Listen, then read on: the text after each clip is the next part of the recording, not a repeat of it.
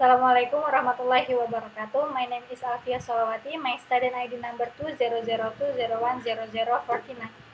Okay, today I wanna tell you about our last meeting about what is functional grammar. Okay, what is functional grammar?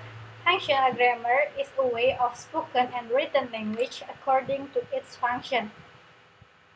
Number 1. Holiday, 1994. Functional grammar is a grammar that interprets all language unit, clause, phrase, and so on. Functional grammar, as described by Holiday, 1994, is concerned with meaning. Functional grammar views language as consisting of units of meaning rather than piece of form. This unit of meaning is represented in various spoken and written texts. Number 2, Thompson, 1996, described the three metafunctions of functional grammar informally as follows. One is we use language to talk about our experience of the world, including the world in our mind, to describe events and the steps and entities involved in them. Number 2, we also use language to interact with other people, to build and maintain relationship with them, to influence their behavior, to express our own point of view about things in the world, and to acquire or change them.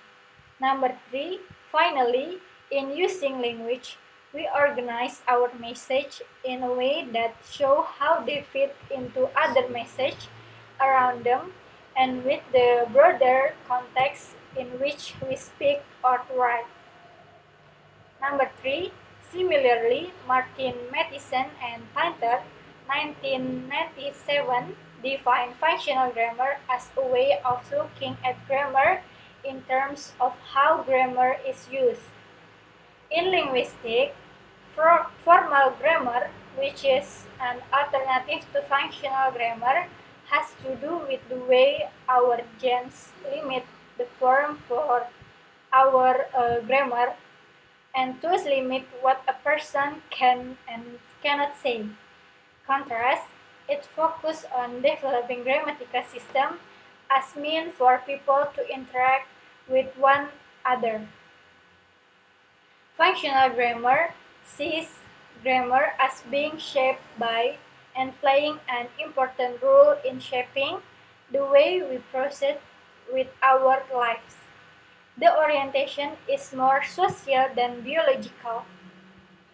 Okay, therefore, functional grammar based on cultural and social context is very useful for describing and evaluating how language can be used to write and speak more precisely and effectively.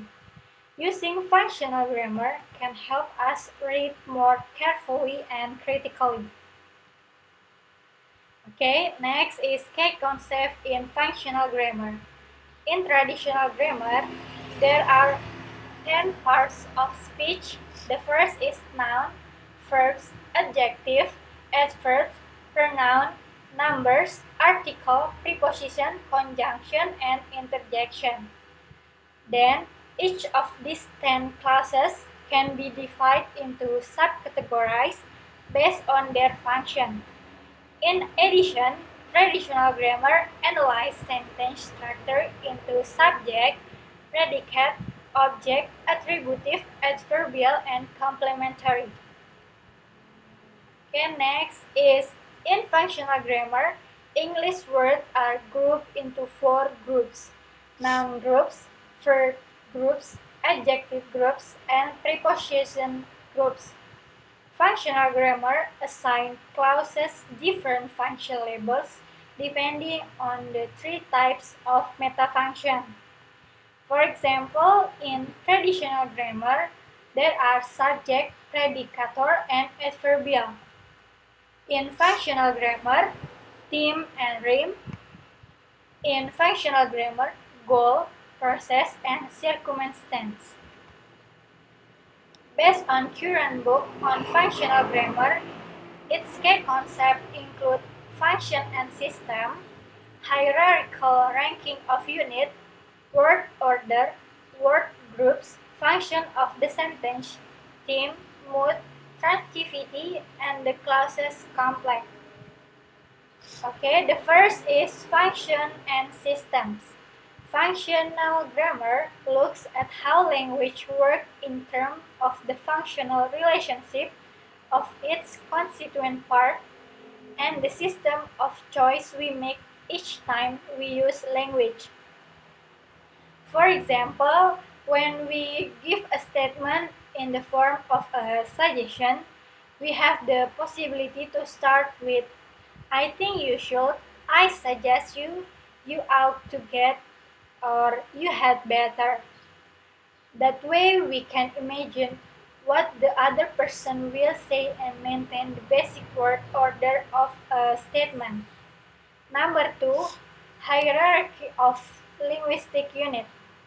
Functional grammar relate grammatical categories to communicative function they serve, where large units are formed from smaller units and smaller units are combined to form a large unit. For example, the little boys are working very hard on the land.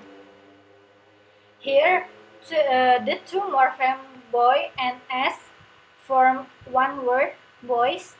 The two morpheme work and ing form one word, working. The three, the, little, and boys are groups of words which are called nominal groups.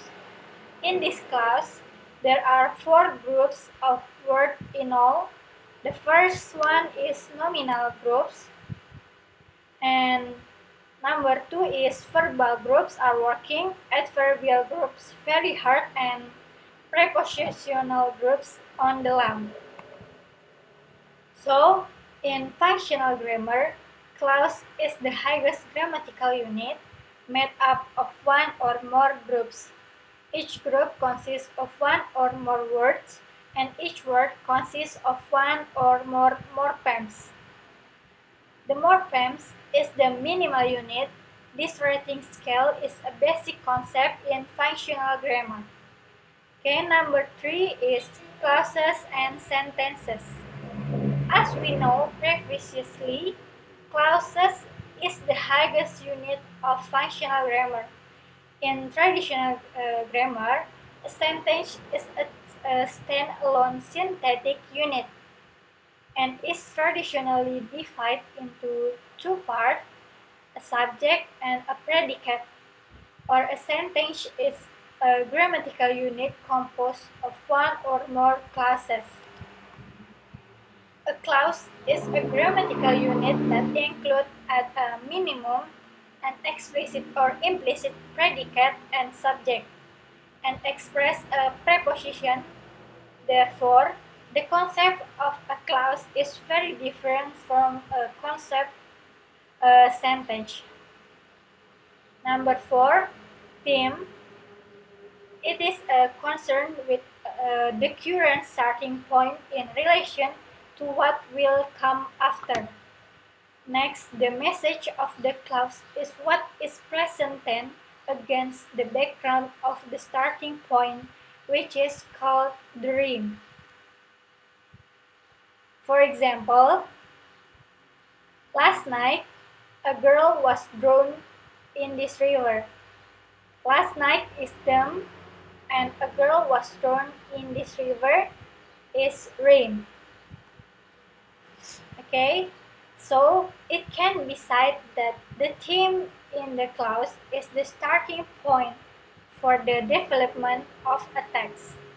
Okay, I think that's all from me. Thank you very much for your kind attention. Wassalamualaikum warahmatullahi wabarakatuh.